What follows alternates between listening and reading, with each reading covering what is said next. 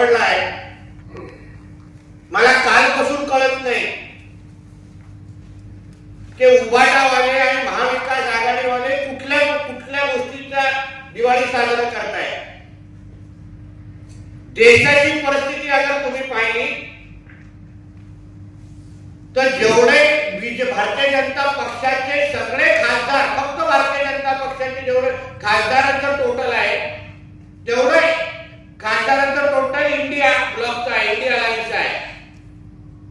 NDA म्हणून तर आम्ही जवळपास 291 वर गेलेलो आहे. म्हणजे तुम्ही कुठल्या गोष्टीचा आनंद मिळवता हे तुम्हाला कळलेलं नाही. बोलते बीजेपी हरली आहे, मोदीजींनी राजीनामा द्यायला लागेल. मी संजय राजाराम राऊतला सांगेन राजीनामा द्यायचा आहे ना तर सर्वात पहिलं तू वाराणसी बद्दल बोलतोस ना, आमचे मोदीजी 1.5 लाख मतांनी निवडून आलेले आहेत.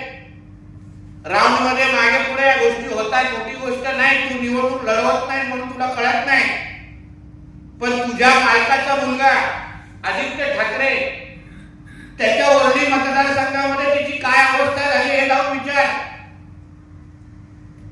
एवढा मोठा नेता एवढे सगळीकडे राज्यभर बोलत बसला, मोठी मोठी भाषणं केली, मोदीजींवर टीका केली आणि स्वतःच्या मतदारसंघामध्ये त्याच्या उमेदवार अरविंद सावंतांना फक्त 5,000 ची लीड दिलेली आहे. 5,000 ची.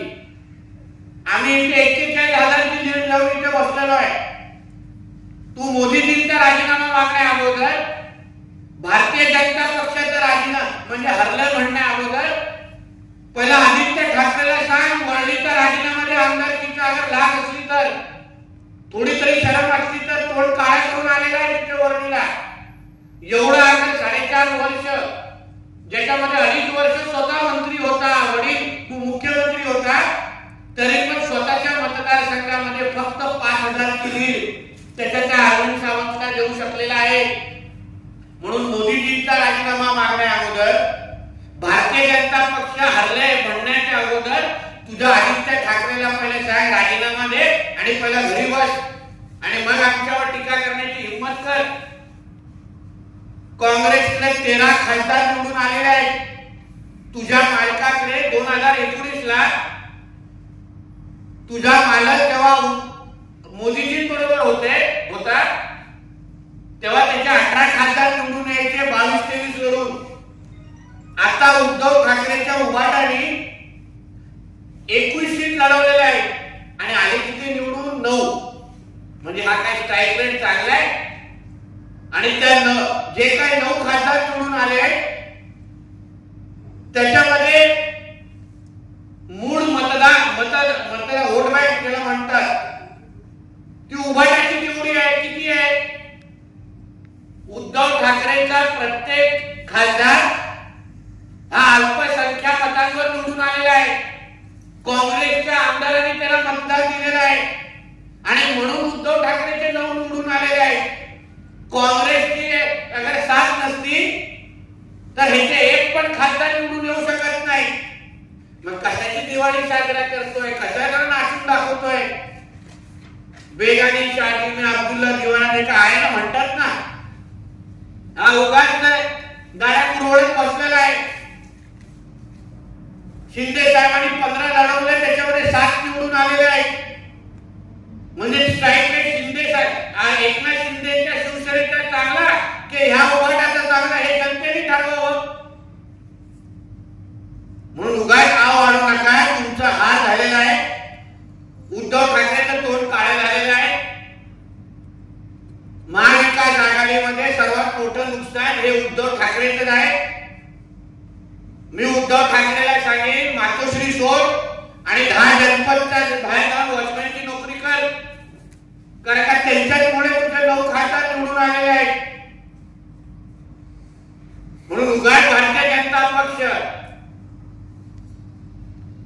आणि आदरणीय मोदीजी, आदरणीय आमचे देवेंद्र फडणवीस साहेब, अहो मोदीजींच्या नेतृत्वाखाली भारतीय जनता पक्षाचे जवळपास 250 खासदार तरी निवडून येतात एकट्याच्या ताकदीवर. ज्या काँग्रेसला तुम्ही बढाया मारताय त्यांचे फक्त 99 म्हणजे 100 खासदार पण निवडून आलेले नाही. म्हणे सरकार बनवतो. सकाळ सकाळी 90 मार्कानंतरचा रात्रीचा इफेक्ट दिसतोय आणि म्हणूनच मोठे सरकार बनवण्याची भाषा होते. म्हणून आमच्या सगळ्या देवेंद्र फडणवीस साहेब आणि या सगळ्यांवर टीका करण्या अगोदर तुझ्या मालक जो काही काँग्रेसच्या कुबड्यांवर जिवंत आहे, काँग्रेसच्या सलाईंवर जो काही जिवंत आहे, काँग्रेसची ज्या दिवशी व्हेंटिलेटरची वायर खेचली,